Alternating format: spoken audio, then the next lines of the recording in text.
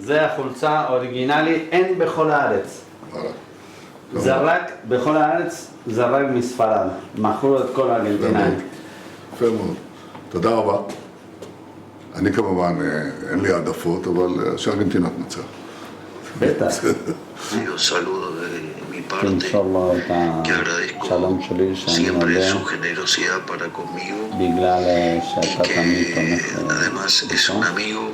וגם אתה Le חבר agradezco שלו. mucho las palabras cuando dijo que hinchaba por Argentina, digamos por Javier Milei.